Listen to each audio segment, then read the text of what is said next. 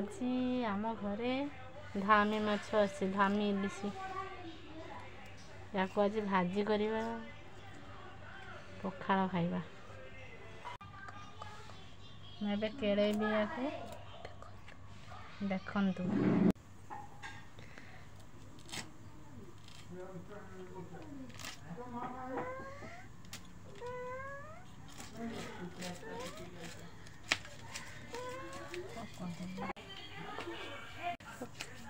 ଏ ବିଲେଇ ମାଛ ଖାଇବା କେମିତି ବସି ଦେଖନ୍ତୁ। ମୁଁ ଏଇଠି ମାଛ କେଳଉଛି।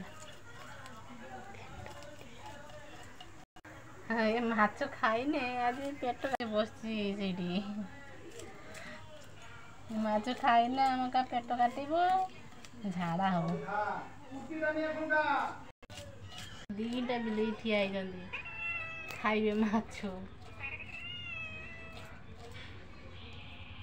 ଏବେ ମୋ ମାଛ ଖେଳଣା ସରିଗଲା, ଏବେ ଧୋଇବା। ମାଛ ଧୋଇଦେଲେ ଆମେ କେତେ ସୁନ୍ଦର ଭାବେ ଧୋଇଦେଲା, ପୁରା ଫ୍ରେଶ ହେଇଗଲା। ଦେଖନ୍ତୁ ମାଛ, ଦେଖନ୍ତୁ ମୋ ଦିଦି ଚୁଲି ଲଗାଉଛି ଏବେ। କେତେ ଜୋରରେ ଜଳିଲା, ହାତରେ ଛେକା ଲାଗିଯିବ।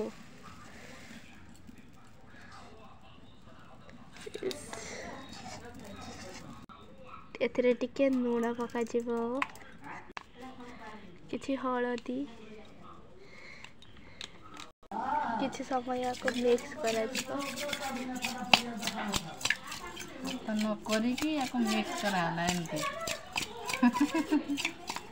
କିଛି ମାନେ ଗୋଳା ଯିବ ଲୁଣ ହଳଦୀରେ ଆଉ। ମୋ ହାତ ହଳଦୀ ହେଇଯିବ, ସେଇଥିପାଇଁ ମୁଁ ଏମିତି କରୁଛି। କଡ଼େଇରେ ତେଲ ପକାଯିବ, ଗରମ ହେଲା ପରେ ମାଛଟାକୁ ଛଡ଼ାଯିବ।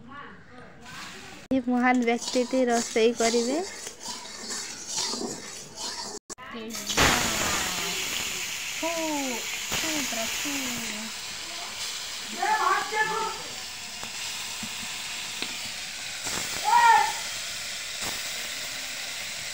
ଲାଞ୍ଜ କି ଖାଇବୁ।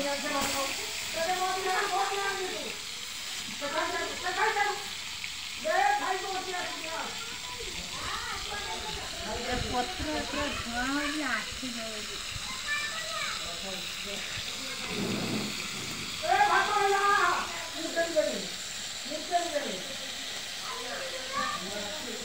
ଦେଖନ୍ତୁ କେତେ ସୁନ୍ଦର ହେଇଗଲାନି। ଆଉ କିଛି ସମୟ ପରେ ୟାକୁ କଢ଼ାଯିବ, କଢ଼ା ଯାଉଛି। ତାପରେ କିଛି ତେଲ ଦେଇ ପିଆଜ ଲଙ୍କା ଗୁଣ୍ଡ ଦେଇ ଭଜାଯିବ। ପୁଣି ଖାଇଲେ ପୁରା ଟେଷ୍ଟି ଲାଗେ।